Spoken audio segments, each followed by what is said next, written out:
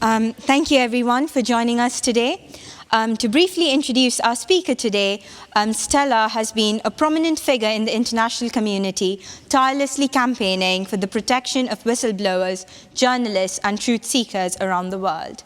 Her journey into the world of press freedom advocacy was profoundly influenced by her involvement with her work with the case against Julian Assange, whose work at WikiLeaks in exposing the government secrets and championing transparency ignited a global debate on the delicate balance between national security and public interest. Her involvement in the global press rights movement has brought her into the forefront of many international discussions where she's passionately argued for the importance of press freedom as a cornerstone for democracy. In her role as an advocate for press rights, she has shed light on the plight of journalists and activists who face persecution and imprisonment for their courageous work. If you all join me in welcoming our guest tonight.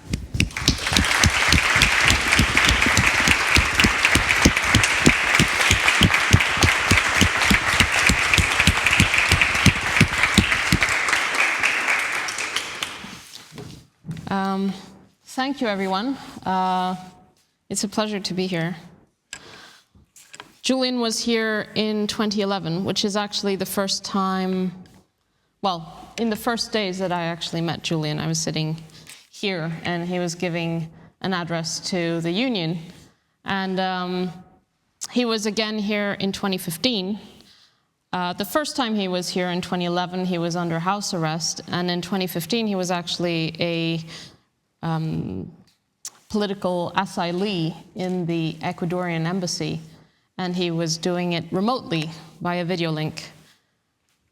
And today he is completely silenced, and I think it's useful to think about that progression over time, first under house arrest, then as a political asylee, and today as a prisoner in Belmarsh High Security Prison in southeast London, where he has been since the 11th of April 2019, the day he was arrested, and the day it was revealed that the United States had an extradition warrant against him, which had been issued in December 2017.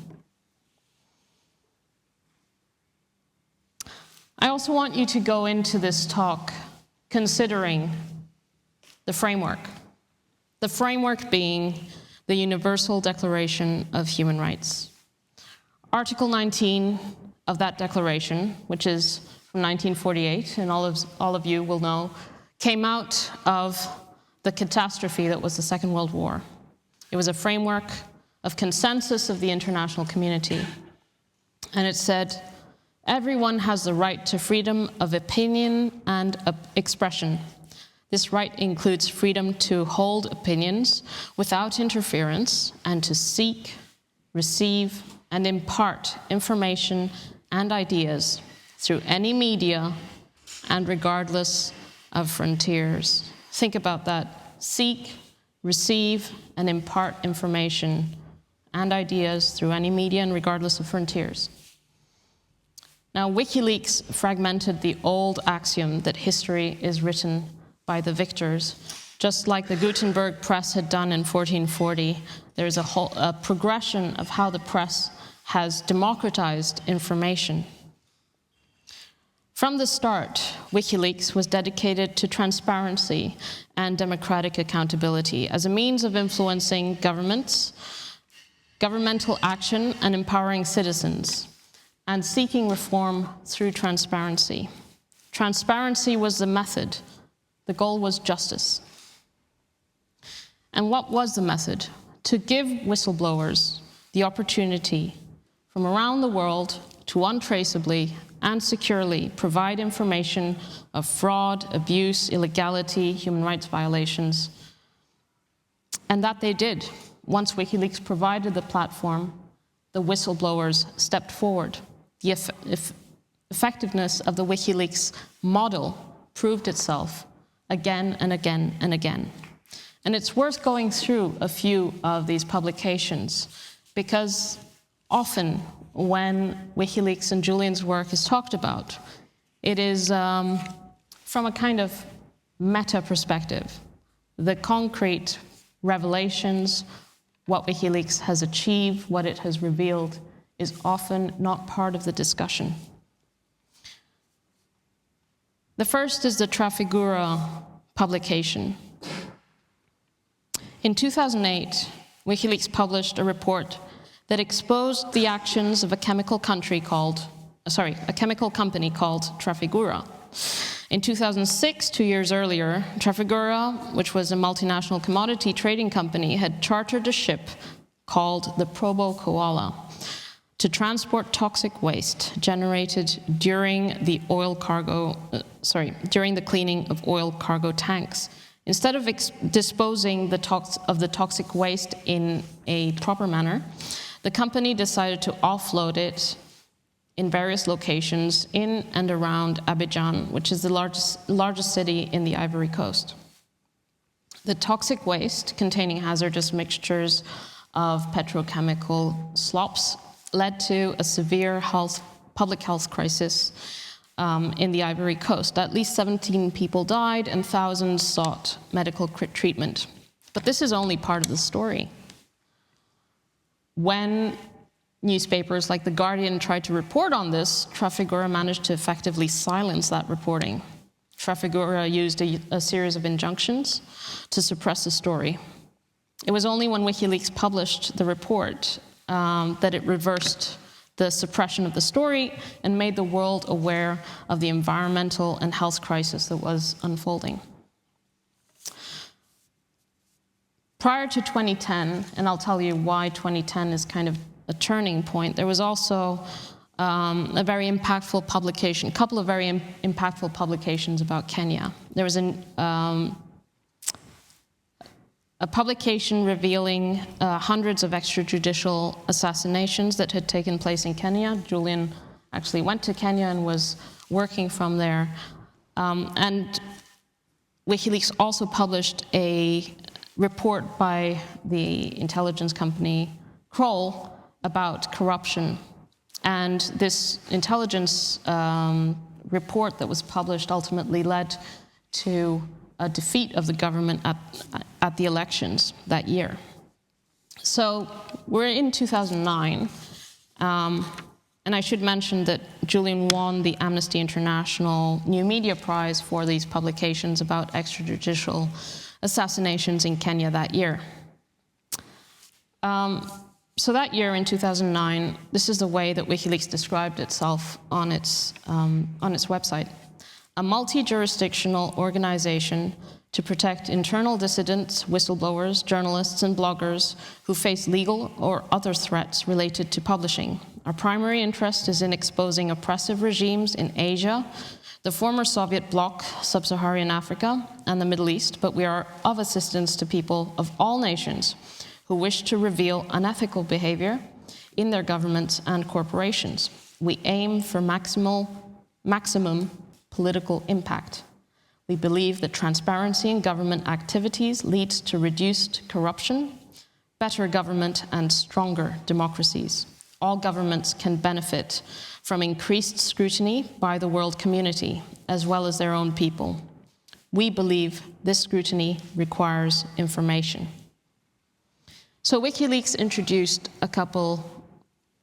two or three new innovations in journalism.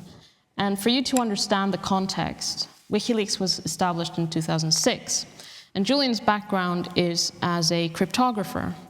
He was a part of a movement called the cypherpunks.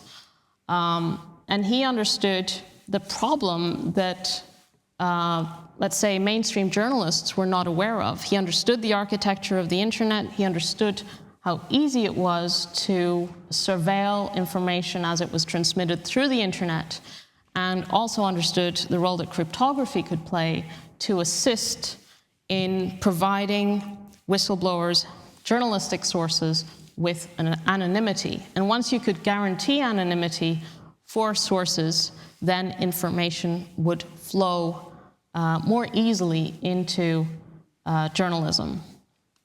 He also added an additional layer, and this comes from Julian's background as a student of physics and mathematics in Melbourne University.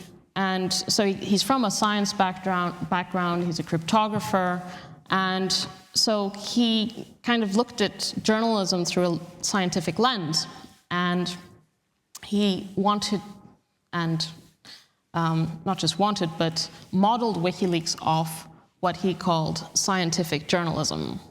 So what is scientific journalism? Well, he describes it in a New Yorker interview from 2010. This is the way he talked about it.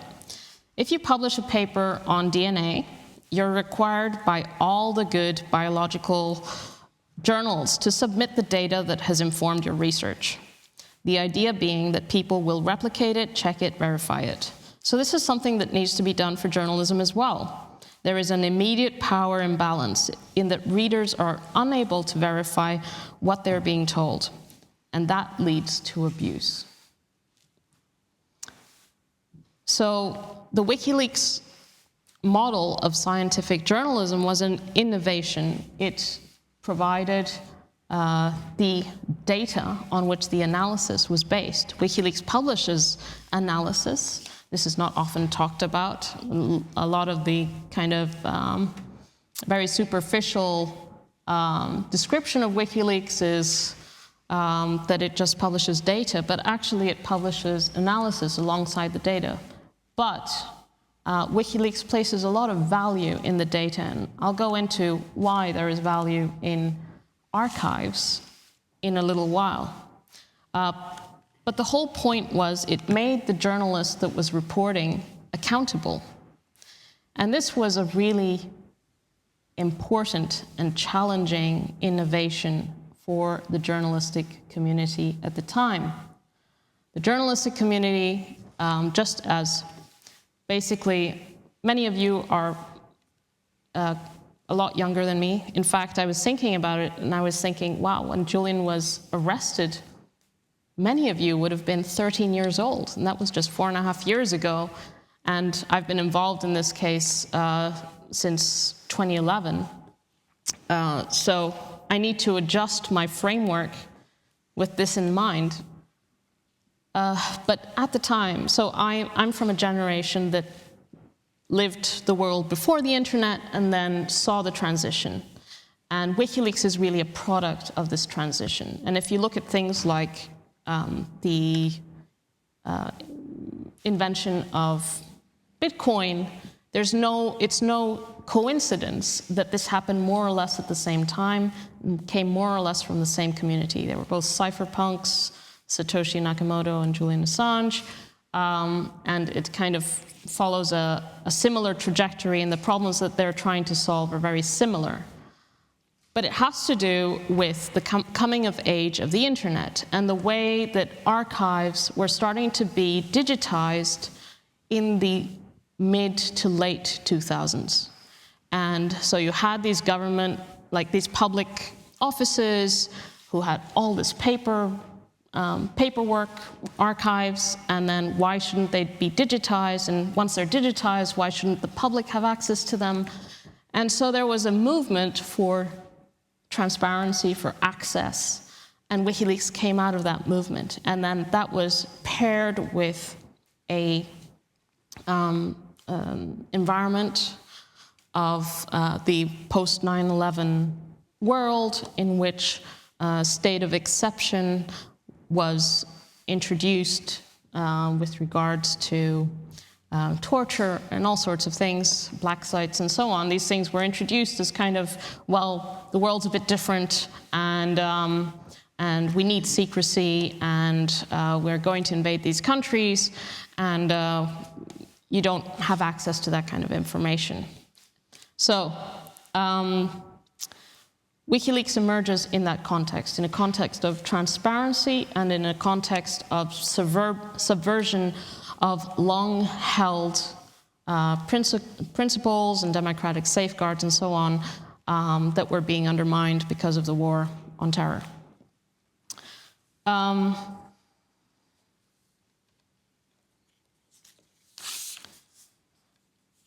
So WikiLeaks started getting some very high-value sources in this context. And as I said, many of them came from like Kenya and Peru and China, but very soon WikiLeaks also started getting some sources from within the United States and within the context of the wars in Iraq and Afghanistan. And so in 2010,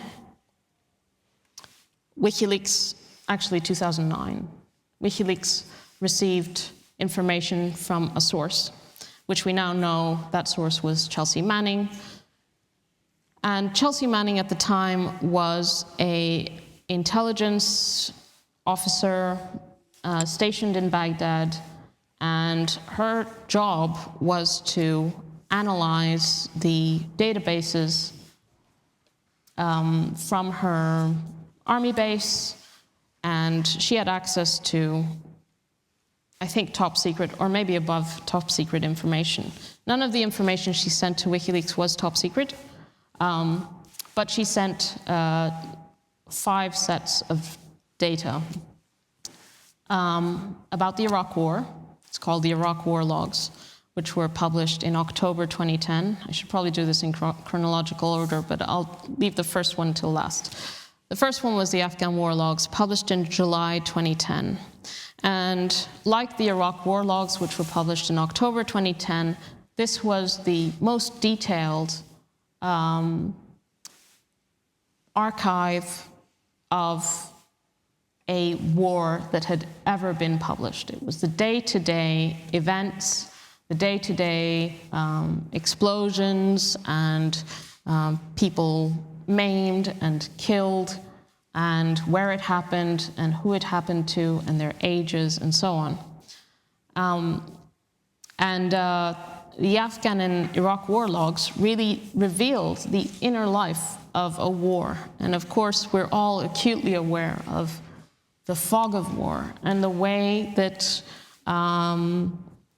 the information around what's actually happening is obscured or confounded, and as an impartial observer, it's very, very hard to understand what's happening. And this had happened over the period since the start of the Iraq War in 2003 and the Afghan War in 2011, I think.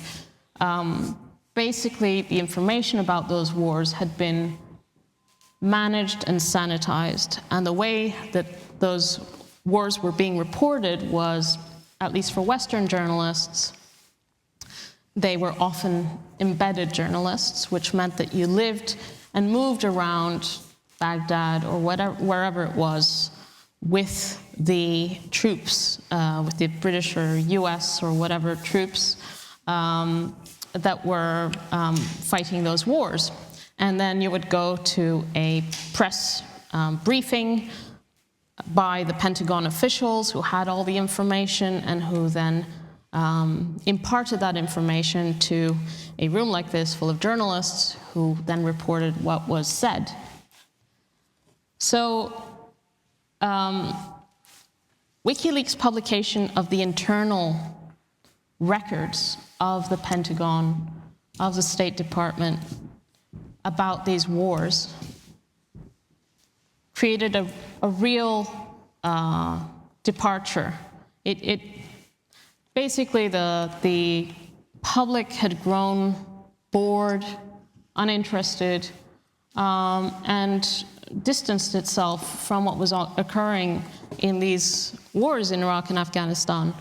And the information was sanitized through the Pentagon and so on. And then WikiLeaks, together with The Guardian, The New York Times, El País, Le Monde, and Der Spiegel, formed a coalition in order to basically mine these documents, because there were huge data sets, and try to give a story to this data and research it and understand what actually happened. Events like, a bombing in a village where hundreds of people died and everyone was listed as a combatant. As far as the Pentagon briefing would have was concerned, that was an event where only combatants were killed. But if you look at the data, you think, well, this is unlikely, maybe it should be looked into. So I'll go into a little bit more of what these 5 individual publications were in a bit. But just broadly speaking, it was the Iraq War logs, the Afghan War diaries, the US State Department cables, the detainee assessment briefs from Guantanamo Bay, and the collateral murder video. And Julian is currently facing 175 years in relation to these very publications in the United States. That's why he's in Belmarsh prison. He's not convicted of anything in this country. He's been there for 4.5 years. It's the highest security prison in the country. And the United States is keeping him there, is refusing bail, opposing bail, because it wants to put him on trial under a very old piece of legislation called the Espionage Act, which has never been used against a publisher before, in relation to these publications that Chelsea Manning leaked to WikiLeaks and that Julian and WikiLeaks then published, and which are of undeniable public interest. There is one of the publications in relation to which Julian is facing a lifetime in prison, which has become iconic in relation to war, in relation to the importance of WikiLeaks. And I want to show that to you today, because it shows WikiLeaks' proof of function, and it remains the most recognizable and significant, I think, single publication about the Iraq War that exists, similar to the Vietnam War, which has this iconic picture of a young girl who is running down a country road naked, burned by napalm. This video about the Iraq War, which is called Collateral Murder, published by WikiLeaks, leaked by Chelsea Manning, is the most iconic image of the Iraq War. Let me know when you gather. We'll shoot. Light them all up. 202 traffic, 260. Come on, fire. Hey, Roger. Keep shoot. Keep shoot. Bushmaster 2-6. We need to move time now. All right, we just engaged. Hey, we need to stop that so we can get down there. We can Shoot. straight south. You see my look? Roger. Break. Crazy Horse 1A, request permission to engage. Picking up the wounded. Yeah, we're trying to get permission to engage. Come on, let us shoot. A Bushmaster, Crazy Horse 1A. Those 2 men are carrying a severely injured Bushmaster, journalist Crazy Horse 1A. into the van. It's Bushmaster 7. Go ahead. Roger, we have a black SUV or bongo truck picking up the bodies. Request permission to engage. Bushmaster 7, Roger. This is Bushmaster 7, Roger. Engage. 1-8, engage. Clear. Come on. Clear. Clear. We're engaged. Coming around, clear. Roger. Trying to, clear. Roger, I lost him in the dust. I got him. I'm firing. George, this is Bushmaster 4. You got any BDA on that truck? Over. You're clear. This is Crazy Horse, stand by. Shooting for some reason. Go ahead. I think the fan's disabled. Go ahead, shoot it. I got an azimuth limit for some reason.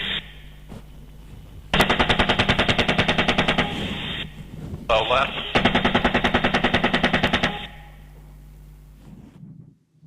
Okay, so for context, that is 2007. That is Baghdad.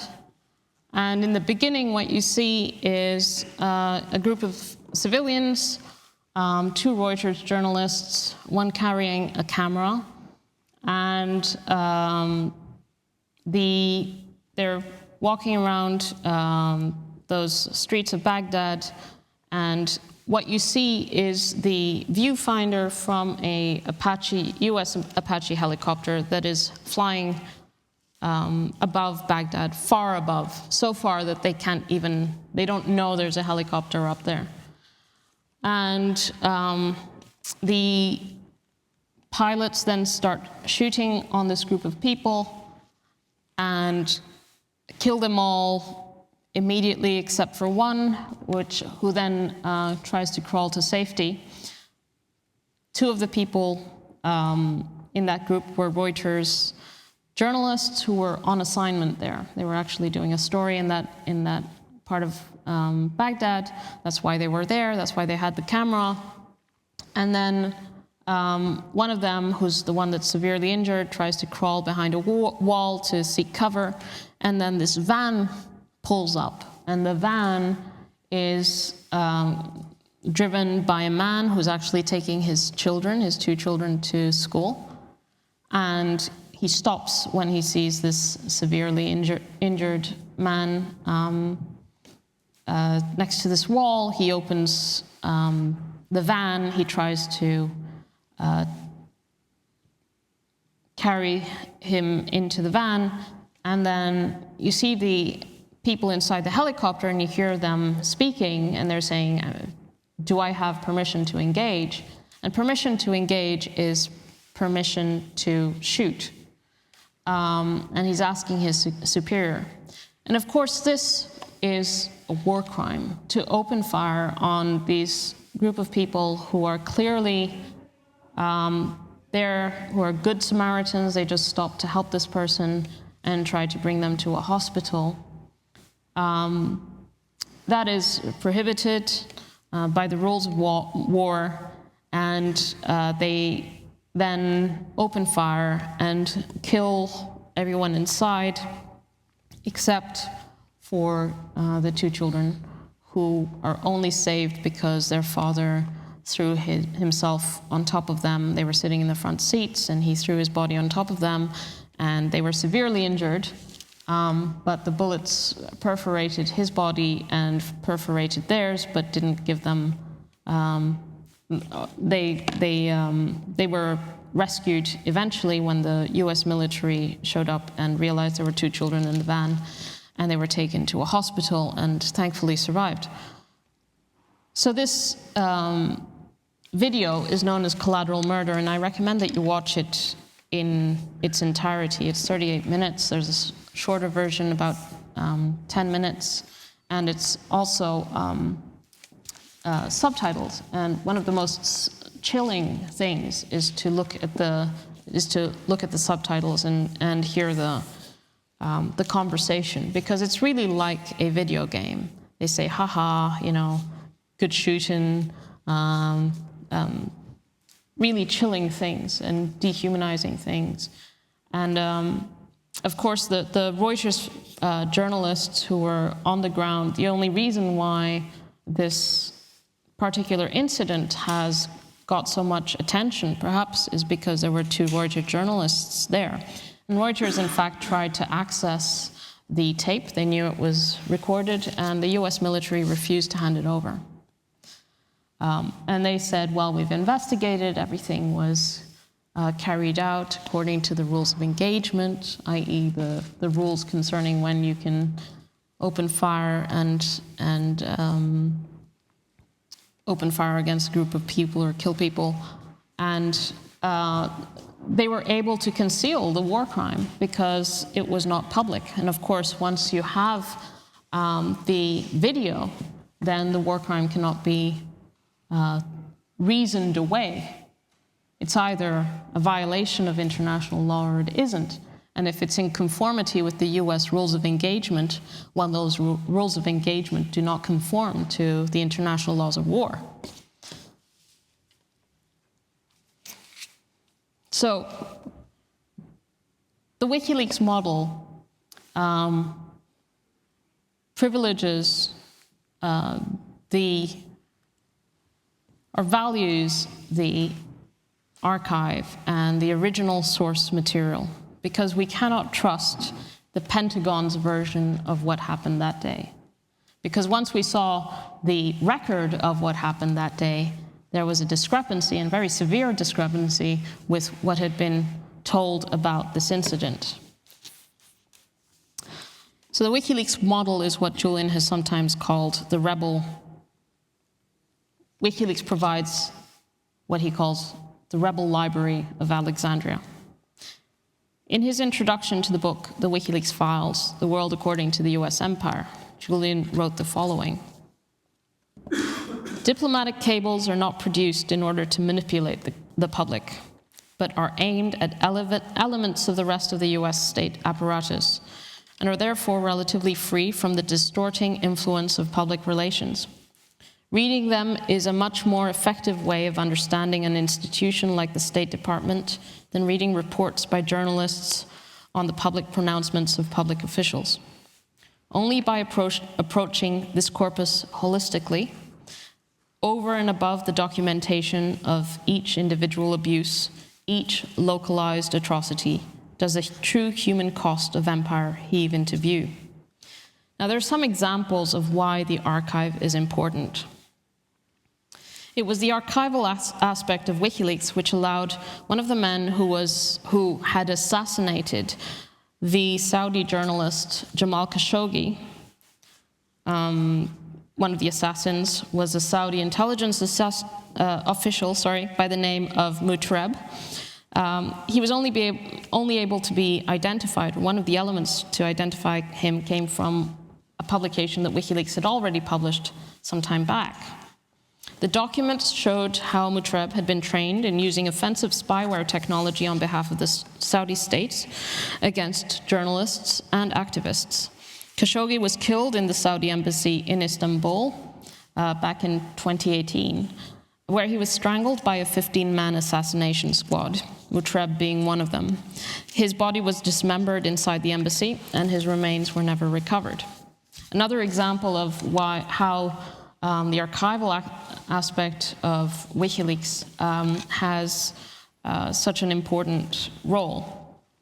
The one diplomatic cable that had perhaps the greatest impact of all, diplomatic cables, I should say, started publication in 2010 in conjunction with there were about 100 media organizations. By the end of it, by September 2011, initially the 5 El País, The Guardian, New York Times, Le Monde, and Der Spiegel, but then it was expanded. So they started publishing these diplomatic cables. Diplomatic cables are sent from embassies and other international institutions where the US has representations back to Washington, to the State Department. So they're known as the State Department cables. So there was one that I think was the one with the greatest impact, but it was not discovered by any of these big newspapers. And it was actually published in September 2011. The cable is called, it has an identifier 006 Geneva 763. It was published in September 2011. And it described the execution of an Iraqi family by US troops, including 5 children under the age of 5. This is a quote from the cable. "Troops entered the house and handcuffed all residents and executed all of them. The autopsies revealed that all corpses were shot in the head and handcuffed." So the cable was published just as Iraq's government was in the process of negotiating the possible extension of the status of forces agreement with the United States, which conferred immunity to US troops that was due to expire by December 31st, 2011. And the publication sparked calls for an inquiry by the Iraqi parliament, and soon after, the Iraqi government said it would strip US forces of immunity for civilian killings. The consequence of this, Obama announced US troops would leave Iraq by the time of the deadline, 1 month after the publication of that cable.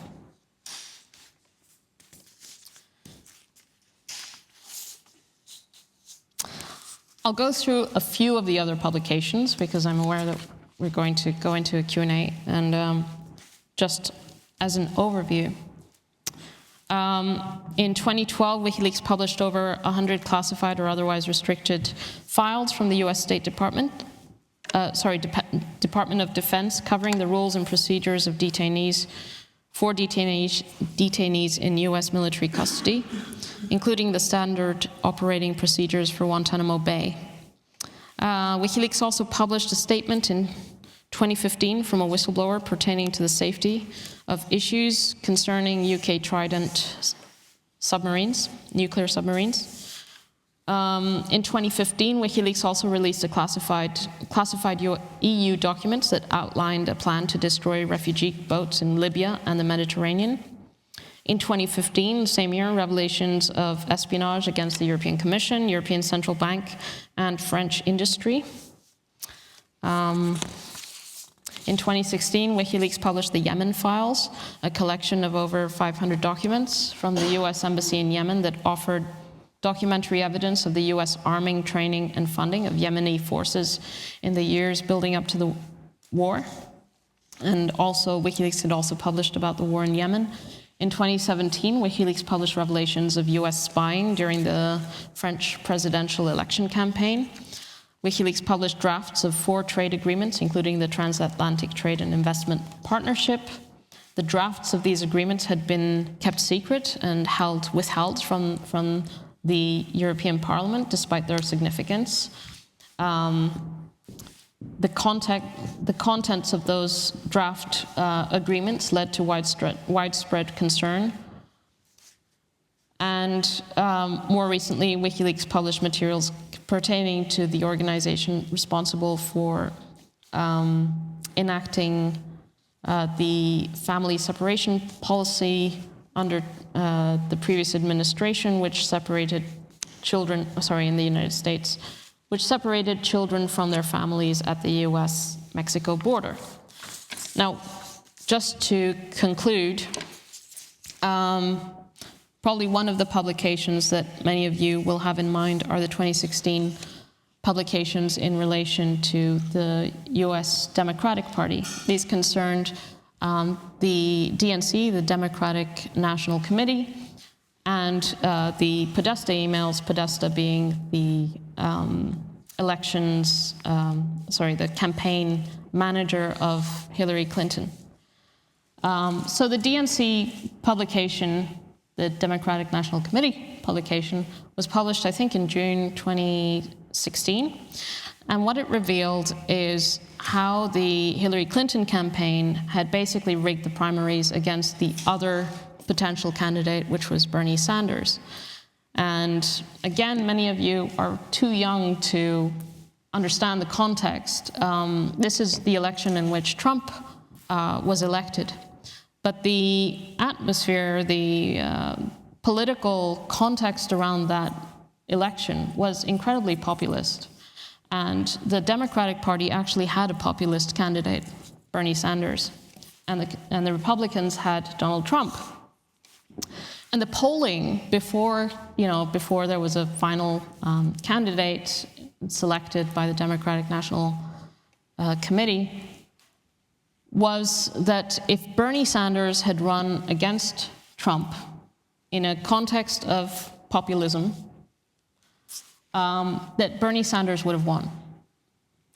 And yet, knowing this, knowing the polling and so on, the Democratic National Committee was in cahoots with the Hillary Clinton campaign, partly because of a hole in their budget, which the Hillary Clinton campaign was able to fill. There was even a secret agreement between the Hillary Clinton campaign and the DNC, which Donna Brazile, who later became the president of the DNC, revealed in her book. The emails that WikiLeaks published showed that there was a conspiracy between the DNC and one of the candidates to disadvantage the candidate that was actually polling better, Bernie Sanders. The second leak came in October 2016, the Podesta emails. campaign manager for the Hillary Clinton campaign, and again revealed a lot of details about the way the Hillary Clinton campaign was dealing with the 2016 elections. In this case, how the Clinton campaign, it can be very plausibly argued, rigged the Republican primaries to favor Donald Trump.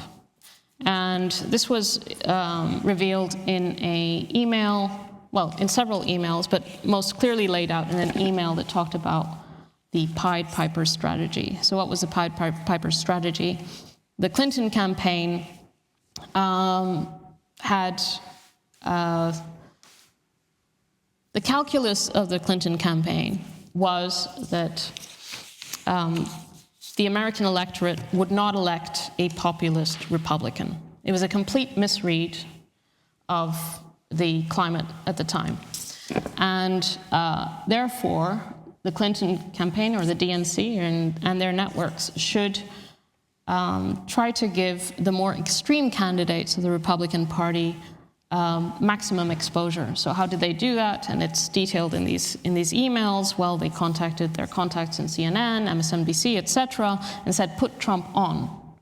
Because they thought that if Trump was running against Hillary, then most people would vote for Hillary. And of course, we know what happened. This was a very bad miscalculation, bad reading of the situation, but it was a strategy that was implemented by the Clinton campaign and, by extension, the Democratic National Committee to get Trump the maximum exposure, expecting that to lose votes to the Republican Party, and we know what happened. Just to conclude, so what happened after that? We all know that WikiLeaks was criticized mainly by the Clinton campaign and its media network about these publications, because they were seen to have a massive impact ahead of the elections. And the DNC, the Democratic National Committee, tried to bring a lawsuit against WikiLeaks and Julian. And you probably haven't heard about this, but okay, so what happened? Well, it was brought in New York, and the judge threw it out on First Amendment grounds. And in dismissing the case, the court described the publication of the DNC emails in the following manner: the publication of matters of the highest public concern. The DNC's published internal communications allowed the American electorate to look behind the curtain of one of the two major political parties in the United States during a presidential election. This type of information is plainly of the type entitled to the strongest protection that the First Amendment offers, of the highest public concern, of the highest public interest. And this is one example of the incredible contribution that Julian has personally made to public discourse, to the public interest. And Julian's imprisonment today is not a consequence of a failure on the part of WikiLeaks. It is a consequence of its success, of its impact, of its importance. And it is no coincidence that we are in a free speech and free press crisis today. Because if Julian were not, if we weren't, Julian would not have spent a single day in prison. Julian's imprisonment is a symptom of the dire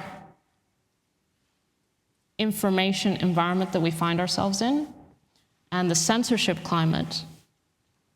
And we do not have free speech as long as Julian is not free.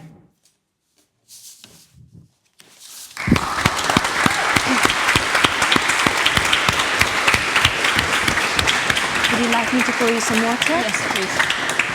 Thank you. I'm going to hope I'm not spilling it on.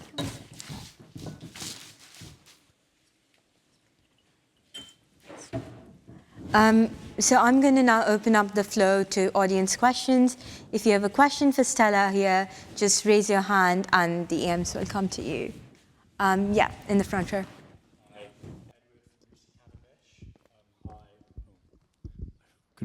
Hey, Edward from Lucy Cavendish. Thank you for talking. I'm sorry if you said this earlier, because I didn't make the whole thing. But I was just going to ask, say, to use like the DNC email example, like what's the process of like you WikiLeaks like receiving a bunch of emails, or like a contact kind of comes to you with them? What's the process from it sort of arriving on the desk or on a USB to it finally being published or leaked and spread? If you could give some insight into that, thanks. Thanks for the question. I mean, I'm married to Julian. I'm not across all the process of how things are published. I think it really depends on the publication. The evidence of WikiLeaks' rigorous approach to information is the fact that not once has there been a case of a false piece of information having been published on the website, or no one's ever alleged that there's any fake information on the website. There's a process of verification, and that process will depend on what the material is. I think there's a talk that Julian did, a TED talk in 2010 that's online, where he talks about how one of the documents was verified. I can't remember the detail, but basically there was an email and then it was inadvertently confirmed by an insider and that kind of thing. There are experts because some of these documents are very technical. For example, the trade documents are very technical. And in that case, often it is subject experts who are brought in prior to publication to verify the documents and be able to contribute to the analysis. And there's also, for example, for the emails, there's cryptographic ways of verifying a set of emails. This is not my area of expertise, but there are also technical ways that things are verified. And obviously the whole source protection thing is a very serious concern. And WikiLeaks has never revealed a source. Chelsea Manning went to prison, but not because of any failure on WikiLeaks' part. It's in the court-martial records that she spoke to someone called Adrian Lamo, who deceived her, saying that she was protected under journalistic source protection. He was working for a tech publication, Wired. And he also said he was also an ordained minister for some obscure thing. And he said that also under that there was protection. But once she had told him in a chat that she was the source of these publications, he then contacted the FBI. And after that, she was arrested. But, I mean, there are other publications that have not been as successful. The Intercept, for example, I think there are 3 sources for the Intercept that have gone to jail because of human or technical failures. Reality Winner is one, Daniel Hale, the drone whistleblower, and I think a third. But WikiLeaks has never failed in that source protection aspect, or in publishing anything that wasn't authentic. It's very rigorous and has the gold standard, basically, on publication. Yeah, second row. Better this way. Lorenzo Piccachamarra from Government Keys College. We are just over a year away from the next US presidential elections. And of course, the US is where much of what's happening to Julian Assange is being decided. So I was wondering if you think that what will happen in a year from now will have some impact on the case, or if both candidates have the same approach and it won't be of any importance. Well, the case against Julian is a political case. Under the Obama administration, the Department of Justice had just gone through the court-martial against Chelsea Manning, who was convicted in 2013 for 30 to 35 years in prison for leaking information to WikiLeaks. And the Obama administration, having seen all the evidence in this case, I mean, just to be clear, it's the same publications that Julian is now convicted of. Not convicted of, accused of. The Obama administration said that it was not going to bring a case against Julian. And the reason it gave was that there was no way to differentiate WikiLeaks from the other publications that had published the stuff, The Guardian, New York Times, etc. That that Julian was a publisher, not a hacker, and that it was simply no way to bring a case that wouldn't set a precedent for the rest of the press. So what happened? Basically, the Trump administration came in, and the Trump administration was one in which there was a lot of leaks and adversarial reporting from the biggest newspapers, Washington Post, New York Times, etc. They were all publishing information about people who had been in a room or a document that was, highly classified. And the Trump administration was really irritated with the press and wanted to have a tool to discipline the press, censor them, imprison them, basically. And I think Trump is even cited as having suggested that the source of one of the leaks should be assassinated. And there's a conversation between the FBI director, James Comey, and President Trump, in which was written about in a book, again, another leak, saying, well, we need a head on a pike. And that head on a pike was Julian. And because it served the function of setting a precedent that could be then used against the rest of the press. What is Julian accused of? There are 17 counts under the Espionage Act. He's not accused of being a spy for any other country. He is literally accused of receiving information from Chelsea Manning, possessing it and communicating it to the public for no other benefit than the public. And so if you draw such a wide definition around, basically defining journalism as espionage, then you can use espionage against any journalist. And it's very interesting to think, well, if that's espionage, then the enemy is the public, right? So the Trump administration went ahead with this indictment.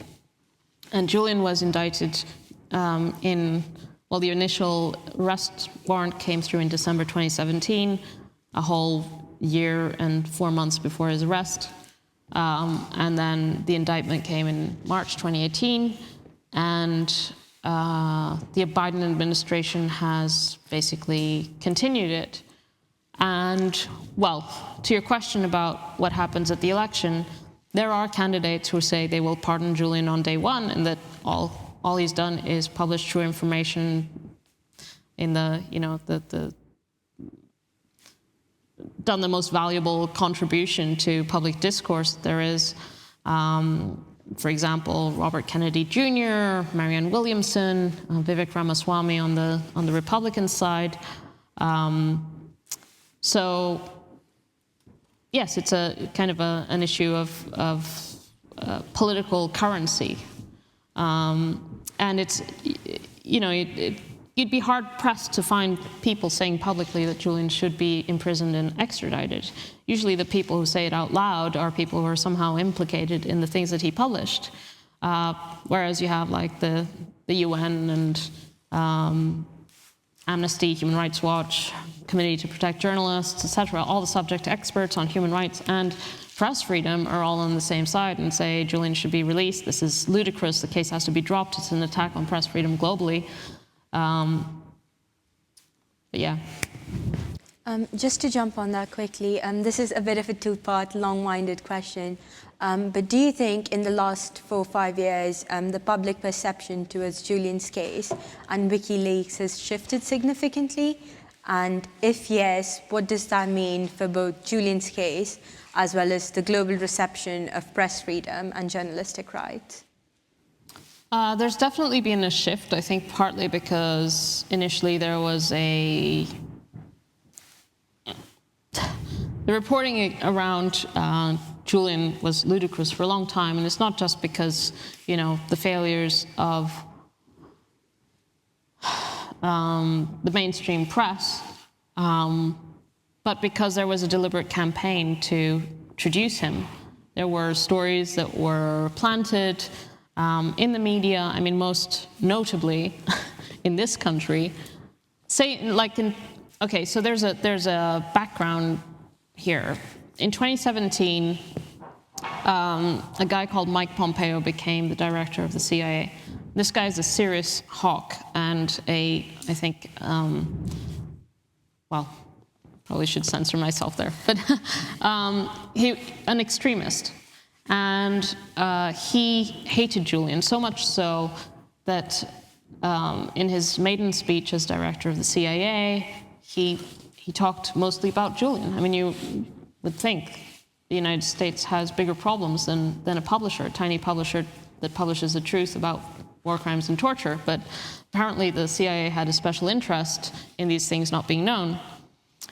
So under Mike Pompeo, there was a big focus in the Central Intelligence Agency on Julian and WikiLeaks. And part of the reason why this came about is because WikiLeaks published about the CIA in March or April 2017, Vault 7. This is one of the biggest leaks about the CIA in its history, and obviously Mike Pompeo is upset. And so he rolled out a kind of plan of attack on WikiLeaks and announced that there would be a plan of attack on WikiLeaks and that WikiLeaks was going to be taken down, and there was a range of actions that were going to be taken against Julian and WikiLeaks. And we know now, because of a series of leaks about this whole thing that have come out since, that they ranged from planting stories that were fake in the media to hiring the security company that was working inside the embassy to conduct operations against Julian, his lawyers, me, our baby. When I say that, I mean they had instructions to obtain the DNA of our 6-month-old baby by stealing a nappy, spying on Julian's legal meetings with his lawyers, but also formulating plans to kidnap and even assassinate him. So in terms of the fake stories being planted, here in the UK, The Guardian published a completely fabricated story, which was published on the front page of the newspaper. And this will remain in the annals of journalistic malpractice forever. Because when it came to Julian and WikiLeaks, there had just been such a catastrophic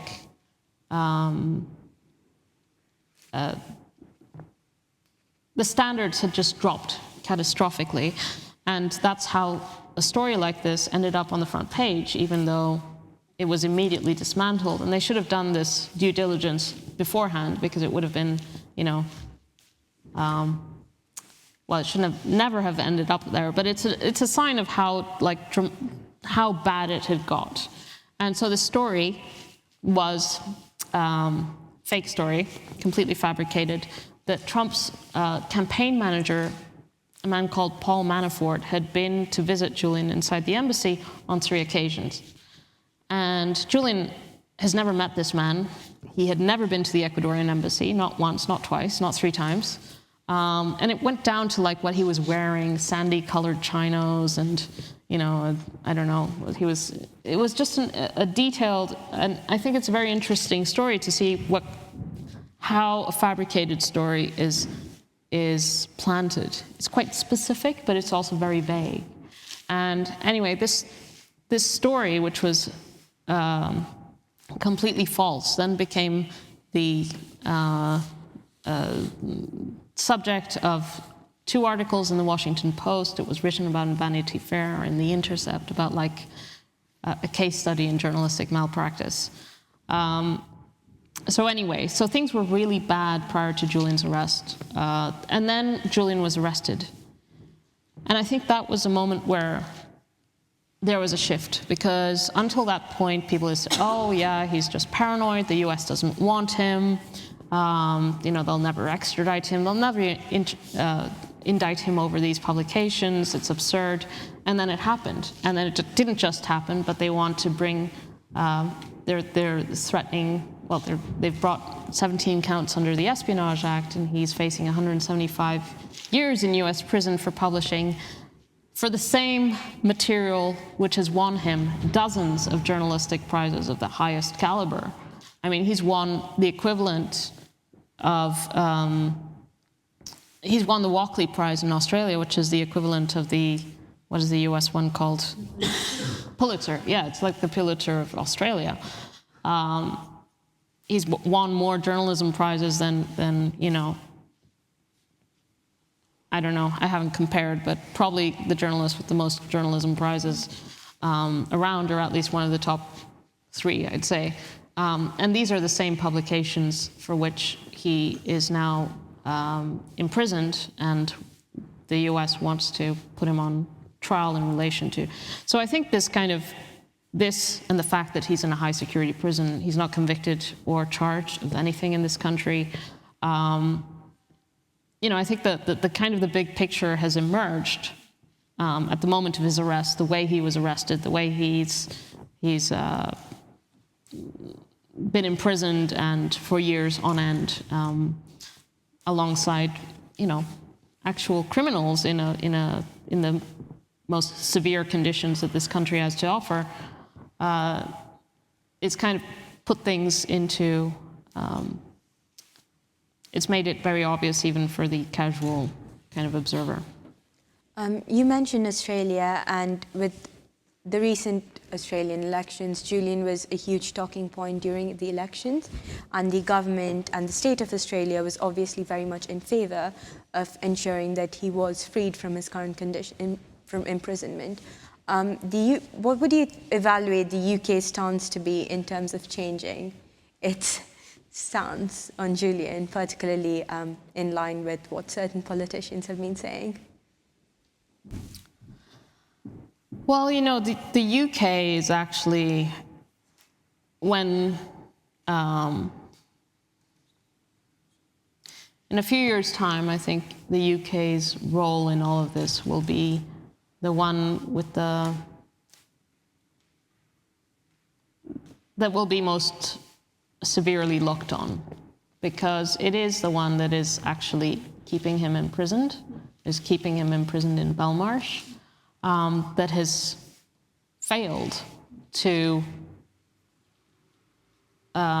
intervene. When Julian was first arrested, there were all these kind of legal pundits that were saying, oh, well, he's accused of espionage, this is a political offense, it's prohibited by the US-UK extradition treaty. Obviously, it's just something it's kind of a setup, and he's never going to be extradited, and they're going to throw it out immediately. And what's happened? Well, the UK has complied.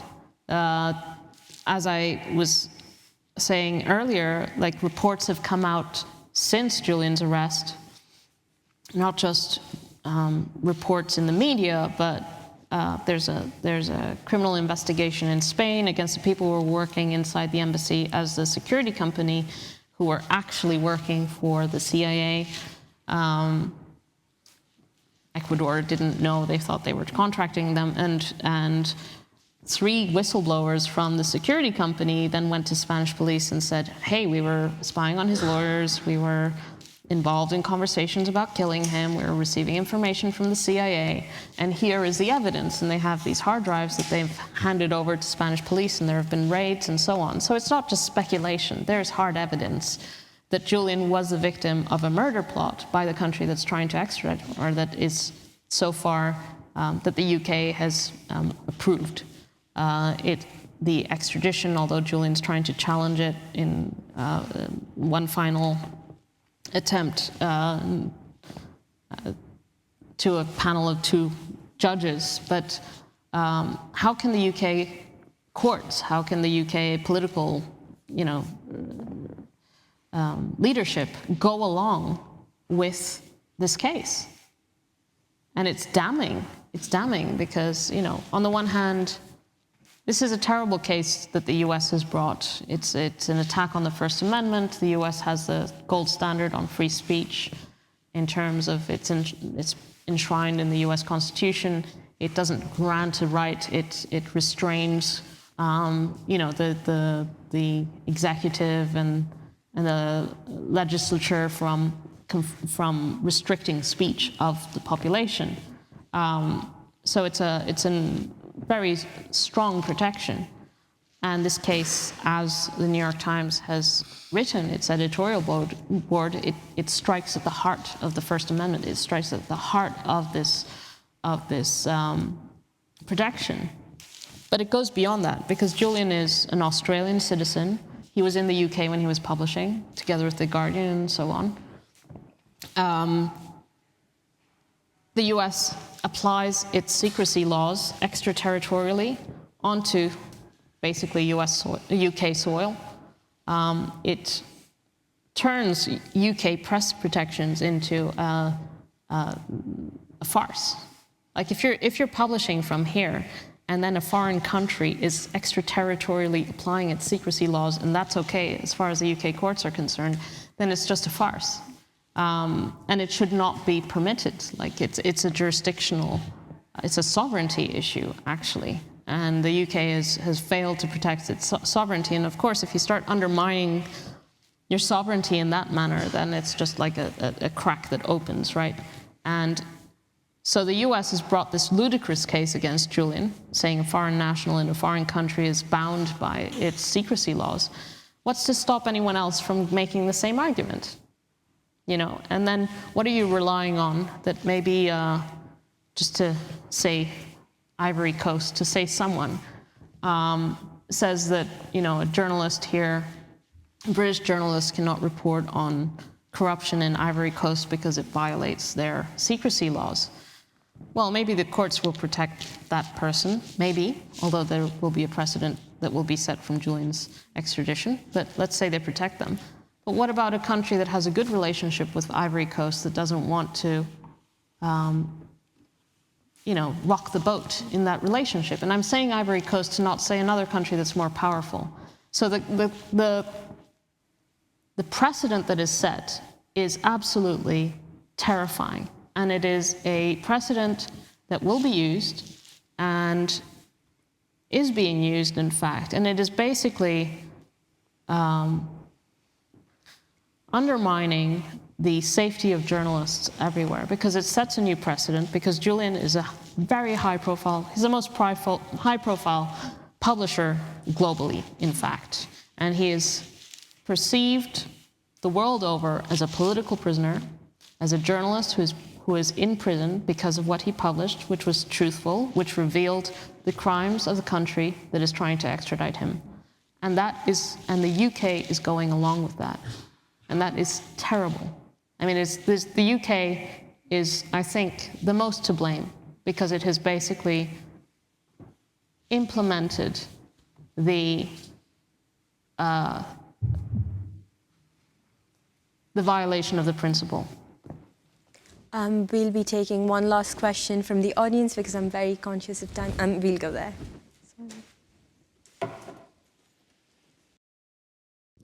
Hi, thank you so much for your time. And I had this question. In one of your interviews, you said that the situation is 99% politics and 1% law.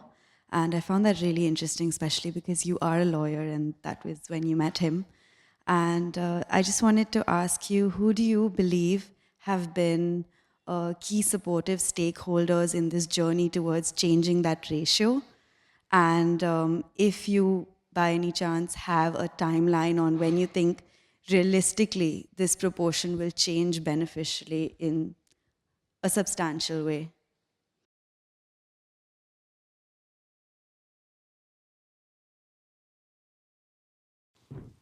So that comment is really in relation to, I mean, you could make a more general point, but specifically about extraditions. And so I said earlier how Article 4 of the US-UK extradition treaty explicitly prohibits extraditions for political offenses. The Espionage Act, clearly a political offense, so both the US and the UK in violation of their own bilateral treaty. The Extradition Act is from 2003, and it came in the aftermath of the 9/11 attacks. It's basically a fast track for extraditions, reduces safeguards for people being extradited. But really, I mean, when you look at the track record of extraditions, there's a lot of conversations that occur outside of the paperwork.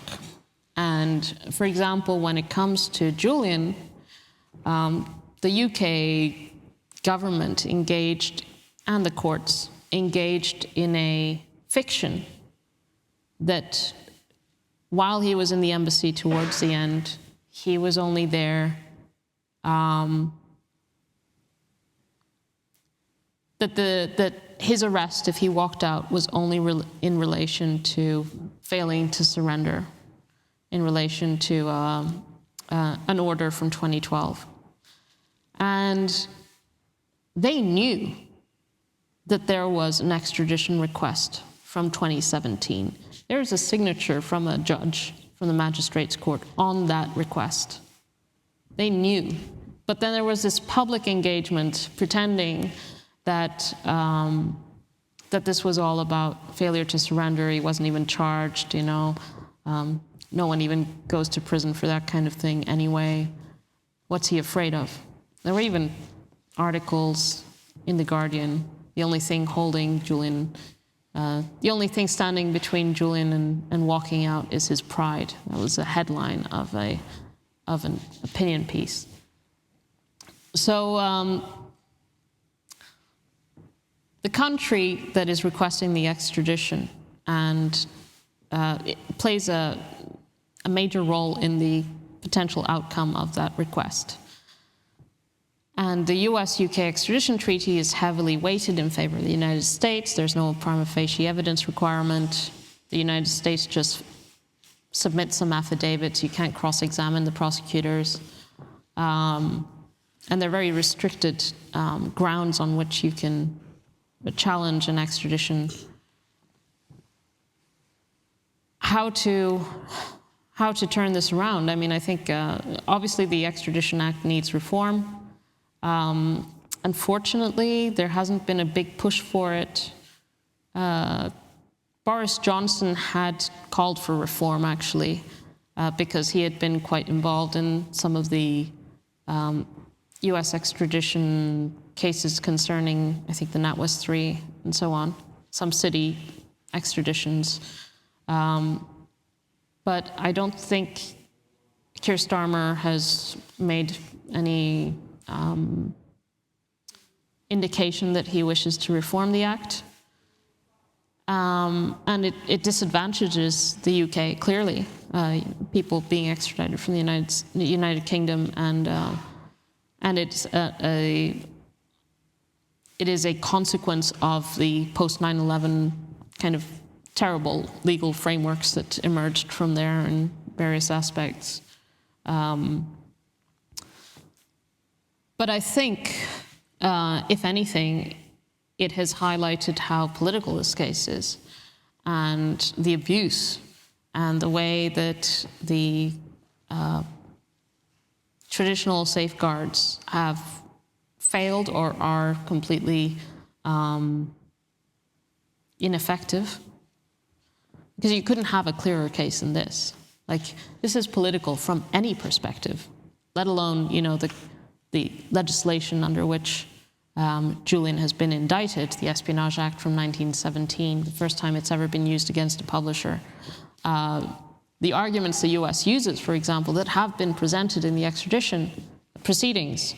Julian Assange is not a US citizen, therefore he does not enjoy First Amendment protections. It's completely absurd.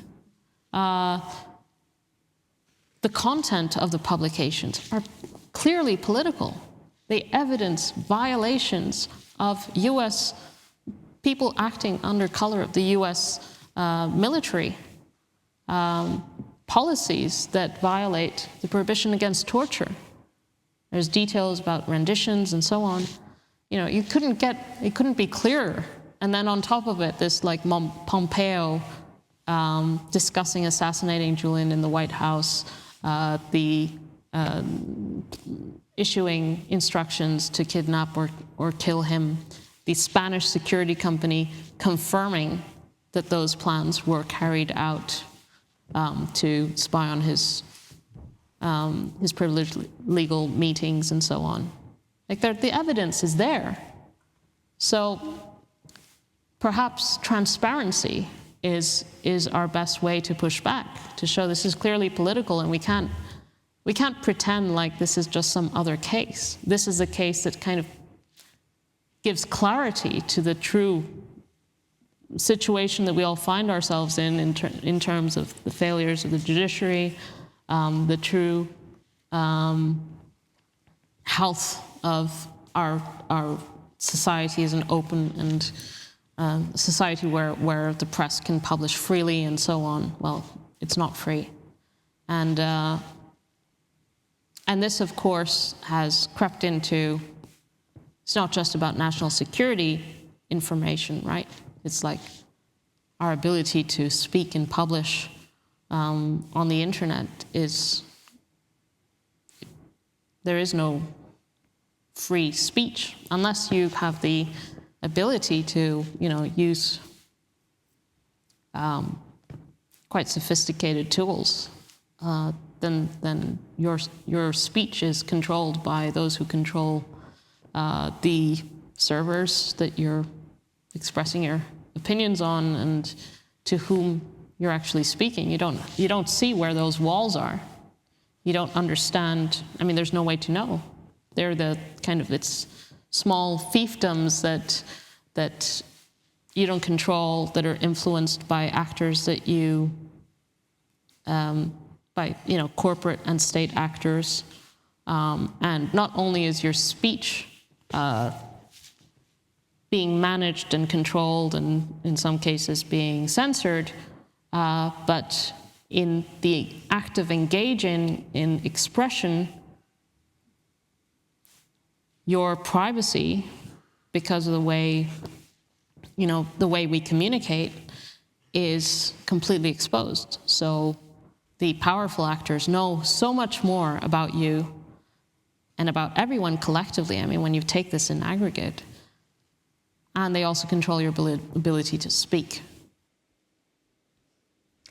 This has been a very fascinating talk, but just to wrap it up with one last question, if there was one key theme you would like our audience today to take away from today's talk to support Julian's cause, but also more generally about the world in terms of press freedom, what would it be? Well, Julian he has dedicated his life to free speech. Not just free press, but free speech.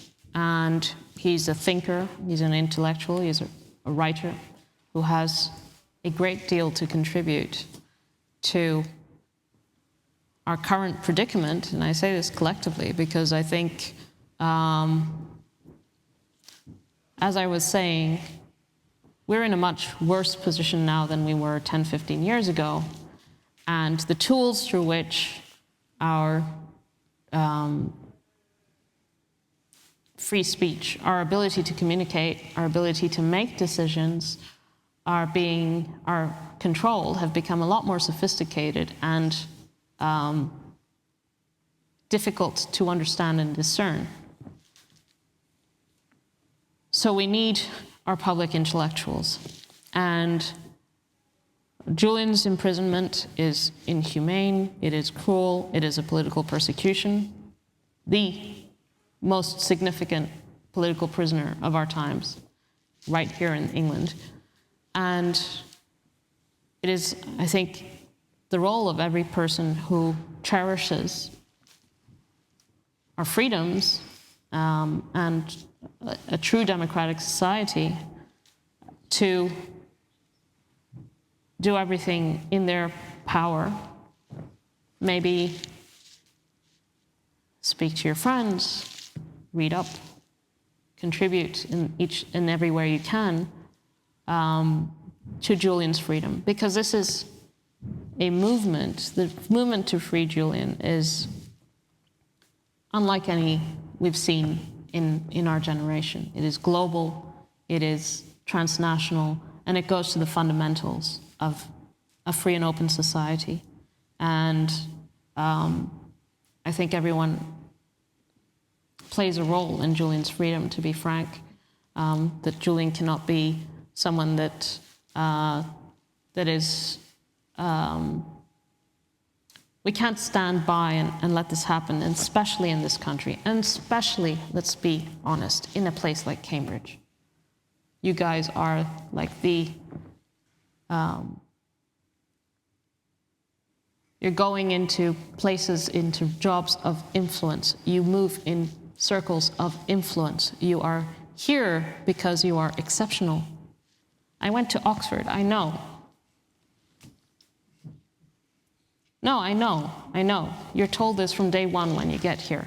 You have influence. Use it. And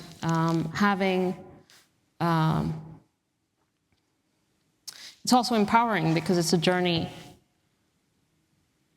It's important to believe things, you know? It's just like when you're young, you think, well, maybe I should preserve my opinion and not express it. But it's important to have an opinion, to express it, and to pursue your beliefs. And you also meet people along the way, because if I have maybe one advice to you more generally in life, is finding the right people to surround yourself with, and people who actually have beliefs and pursue them, because it is rewarding as you go on and live your life. You want those kinds of people around you. Thank you so much for joining us today. This has really been such an enlightening conversation. Please join me in thanking Stella so much.